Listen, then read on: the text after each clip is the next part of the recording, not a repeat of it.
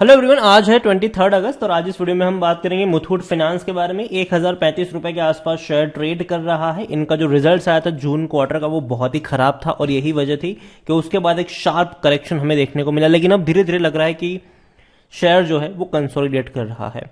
और जब शेयर ऊपर के लेवल पर ट्रेड कर रहा था तब मैंने बताया भी था कि रिजल्ट्स अच्छे नहीं है, गिरावट आ सकती है, लेकिन खरीदारी के जो मौके बनेंगे वो 1000 रुपए के आसपास बनेंगे।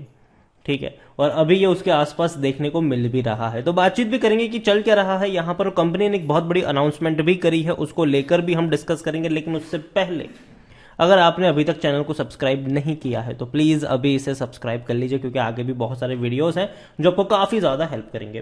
तो 1035 रुपए का शेयर है मुथूट फाइनेंस का, और एनबीएफसी सेक्टर की एक अच्छी कंपनी जरूर है, लेकिन शेयर प्राइस में कुछ ज्यादा लोगों को फायदा पिछले कुछ महीनों में नहीं मिला है।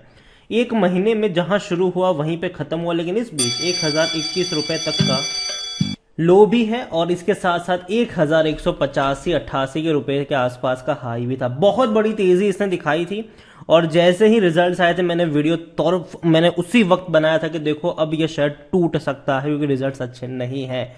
और एक ही झटके में अगर आप देखोगे तो एक ही दिन में ये शार्प करेक्शन आया था यहां पर, फिर तेजी देखने को मिली, अब दोबारा ये लगातार टूट रहा है। आज के दिन थोड़ी सी तेजी है क्योंकि बाजार अब जाहिर सी बात है इतना करेक्ट होगा तो थोड़ा बहुत कंसोलिडेट करने की कोशिश करेगा, ये वही है यहां पर। एक साल की अगर हम बात करें तो पिछले एक सालों में मुथूट फाइनेंस के शेयर में 28% की गिरावट है। इस बीच 970 रुपए तक भी गया था ये और 1700 से लेवल से लगातार टूट कर आया था। बाउंस बैक आ गया यहां पर, लेकिन अब दोबारा टूटना ये शुरू हो चुका है। अब जाहिर सी बात है रिजल्ट्स अच्छे नहीं थे और इस रिजल्ट्स को और अच्छा बेहतर बनाने के लिए कंपनी स्कीम्स वगैरह भी लॉन्च करेगी और ऐसी एक स्कीम्स लॉन्च करी गई है।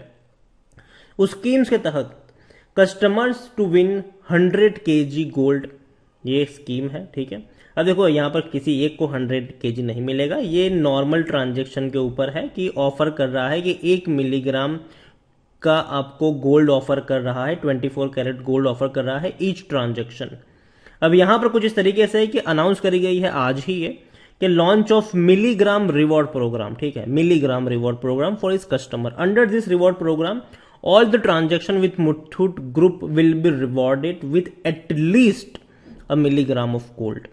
मतलब आप मुथूट फाइनेंस से आप कोई लोन वगैरह लेते हो, ठीक है, तो ये उसके संदर्भ में है। ठीक है, कि all the customers who transact with the company even availing gold loan and repaying the gold loan with interest will be rewarded through the program. Every customer referral transaction with the company will earn 20 milligram of gold as well. तो यहां पर simple चीज है भैया, company भी चाहती है कि ज्यादा से ज्यादा अपने रेवेन्यू को बढ़ाया जाए, क्योंकि लास्ट क्वार्टर में यही दिक्कत आई थी। इनका जो रेवेन्यू था ये 2788 करोड़ का था, जबकि इससे पहले के क्वार्टर में इनका रेवेन्यू 3000 करोड़ था। इवन पिछले साल के जून क्वार्टर में भी 2955 करोड़ का था।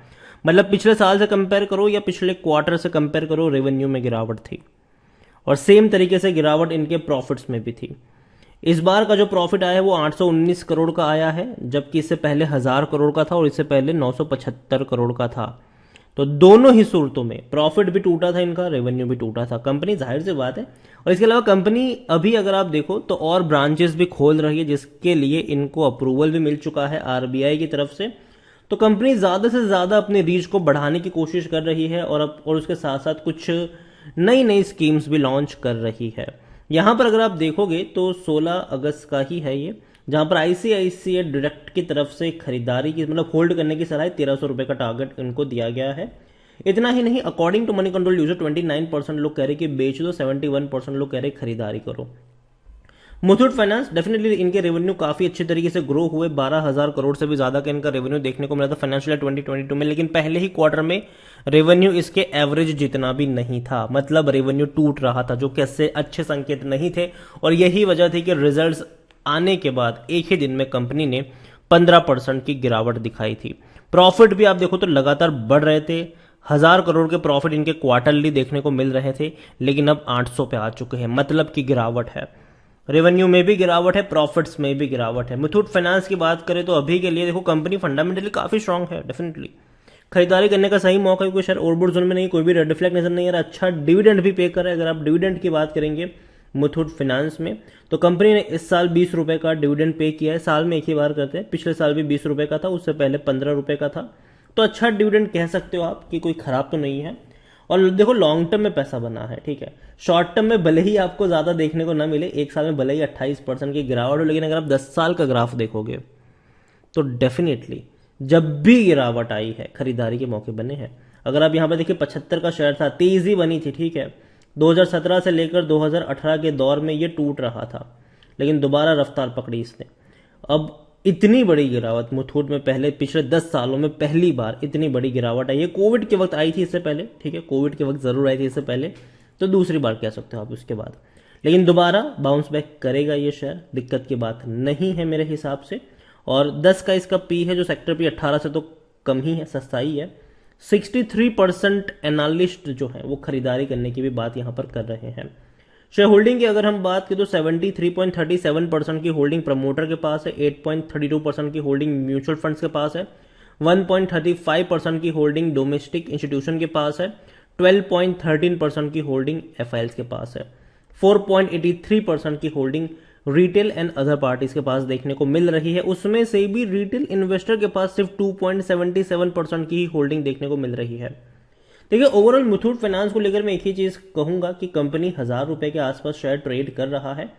और पहले भी कहा था, मैं अब भी कहूंगा कि मुझे जो लेवल है 950 से 1000 रुपए का वो पसंद आता है इनिशियल बाइंग के लिए।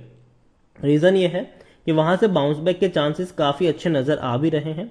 और उसके अलावा एक और चीज मैं यहां पर मेंशन करूंगा कि कंपनी के रिजल्ट्स अच्छे नहीं थे, रेवेन्यू भी खराब थे, प्रॉफिट भी खराब था, लेकिन कंपनी ने आरबीआई से अप्रूवल ले लिया है 150 और नई ब्रांच ओपन करने को लेकर।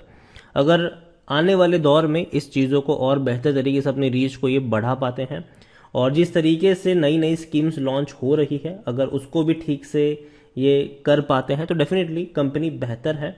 और देखो यार एनबीएफसी का जो सेक्टर है मेरे हिसाब से वो खत्म तो नहीं होने वाला है, ठीक है। बजाज फाइनेंस के बाद हम मुथूट फाइनेंस को देखते हैं एज अ बिग प्लेयर के तौर पर और डेफिनेटली आगे भी देखते रहेंगे। लेकिन हाँ ये वो खिलाड़ी नहीं है कि बहुत जल्द आपको बड़ा रिटर्न यहाँ पर दे देगा, थोड़ा इंतजार करना पड़ेगा। बाजार की हालत भी कुछ खास अच्छी नहीं है और ऐसी हालातों में मुथूट फाइनेंस के जो रिजल्ट्स है वो डेफिनेटली अच्छे नहीं है। तो अगेन मैं कहूंगा कि हल्का फुल्का निवेश अगर आप करना चाहो तो कर सकते हो। बाकी का जो इन्वेस्टमेंट है वो नेक्स्ट क्वार्टर के रिजल्ट्स को देखना पड़ेगा कि कंपनी कंटिन्यूअसली परफॉर्मेंस कर पाता है कि नहीं। एक क्वार्टरली रिजल्ट्स खराब आए जरूर है, लेकिन अगले क्वार्टर में कंपनी उसको बैलेंस कर पाती है कि नहीं। तो नजर होनी चाहिए। कंपनी वैसे खराब नहीं है, लेकिन हाँ जब सस्ता मिल रहा हो तो खरीदारी के मौके भी वहां पर जरूर बन सकते हैं। वीडियो को यहीं पे एंड करूंगा। पसंद आया हो तो लाइक करो, शेयर करो। चैनल वगैरह पहली बार आए तो प्लीज सब्सक्राइब करें। मुथूट फाइनेंस के बारे में आप क्या सोचते हैं वो भी आप मुझे कमेंट में लिखकर बता सकते हैं। Thank you.